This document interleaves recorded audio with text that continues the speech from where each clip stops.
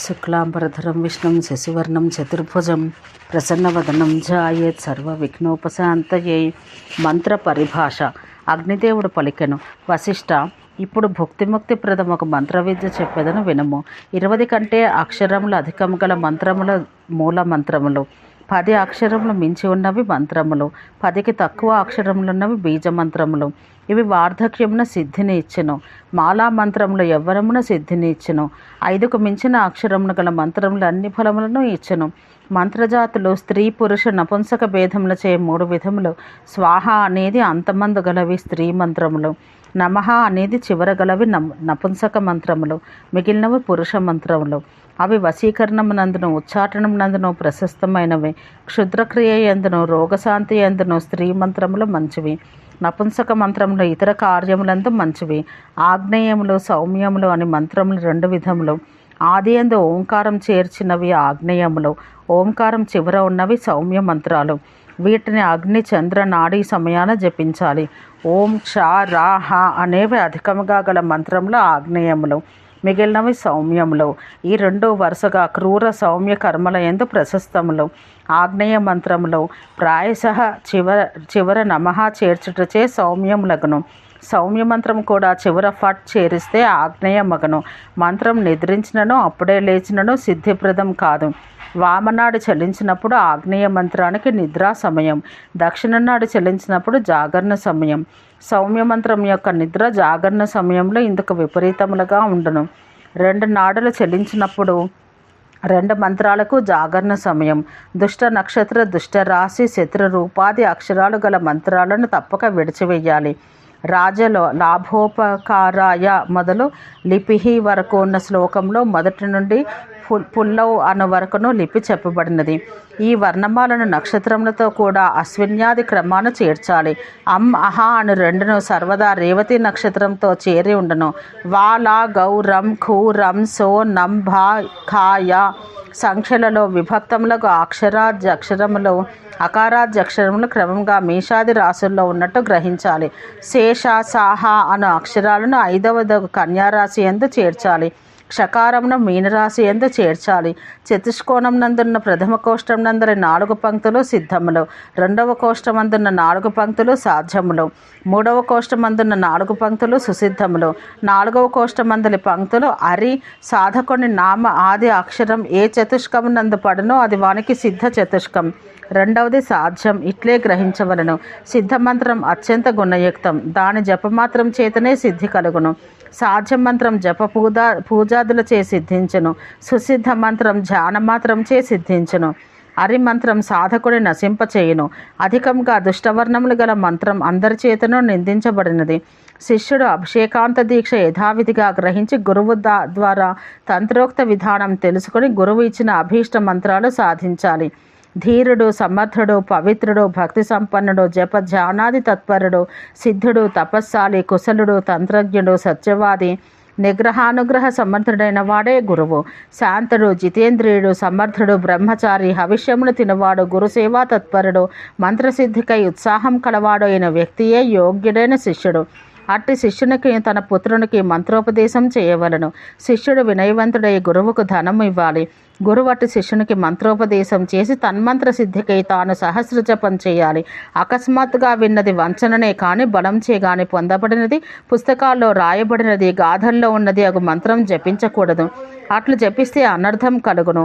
హోమ అర్చనాది వివిధ క్రియలతో మంత్రసాధన చేయవానికి స్వల్పకాలమందే మంత్రసిద్ధి కలుగును. ఒక్క మంత్రమైనా విధిపూర్వకంగా సిద్ధి చేసుకున్న వానికి అసాధ్యమైనది ఏదీ ఉండదు. అనేక మంత్రముల సిద్ధి సంపాదించిన వాని మహత్యం వర్ణనాతీతం. అతడు సాక్షాత్తు శివుడే.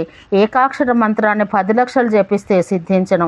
మంత్రమందుల వర్ణాలు పెరిగిన కొద్దీ జపసంఖ్య తగ్గును. ఈ విధంగా జపసంఖ్య ఊహించుకోవాలి. మాలా మంత్రములను బీజమంత్రం కంటే 2-3 రెట్లు అధికంగా జపించాలి. జపసంఖ్య చెప్పని మంత్రాలను 108 పర్యాయాలు కానీ 1008 పర్యాయాలు కానీ జపించాలి. జపంలో దశాంశం హోమం తర్పణం చెయ్యాలి.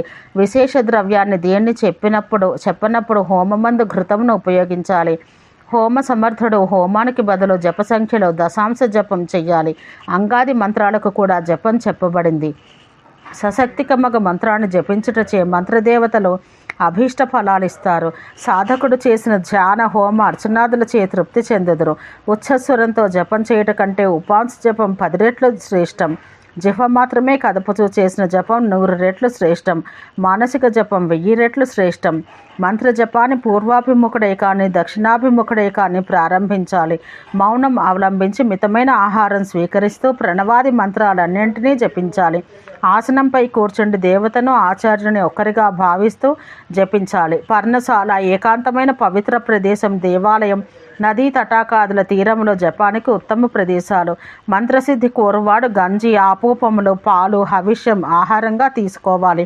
సాధకుడు మంత్రదేవతలకు సంబంధించిన తిథివారములందు, కృష్ణపక్ష అష్టమి, చతుర్దశుల యందును, గ్రహణాది పర్వముల యందును మంత్రదేవతలను పూజించాలి. అశ్విన్యాది నక్షత్రములకు క్రమంగా అశ్విని కుమారులు యముడు, అగ్ని, ధాత, చంద్రుడు, రుద్రుడు, అదితి, బృహస్పతి, సర్పము, పితృదేవతలు, భగుడు, ఆర్యమ, సూర్యుడు, త్వష్ట, వాయువు, ఇంద్రాగ్నులు, మిత్రుడు, ఇంద్రుడు, జలము, నిరుతి, విశ్వేదేవులు, విష్ణువు, వసుగణం, వరుణుడు, అజైకపాత్, ఆహిరుధ్యుడు, పూష అనువారు దేవతలు.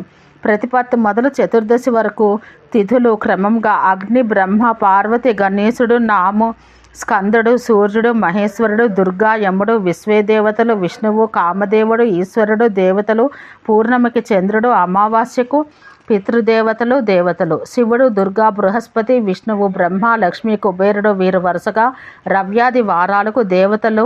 ఇప్పుడు లిపిన్యాసం చెప్పెదను.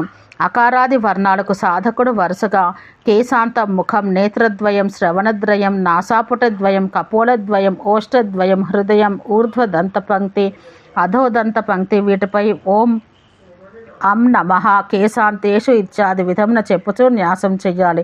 శిరస్సు యందు, ముఖవృత్తమందు, దక్షిణ బాహుమూలములందు, దక్షిణ కూర్పరమునందు, దక్షిణ మణిబంధమందు, దక్షిణ హస్తాంగులి మూలమునందు ఓం అం నమః అని ప్రారంభించి ఓం వం నమః అని వరకు చెప్పుచూ న్యాసం చెయ్యాలి.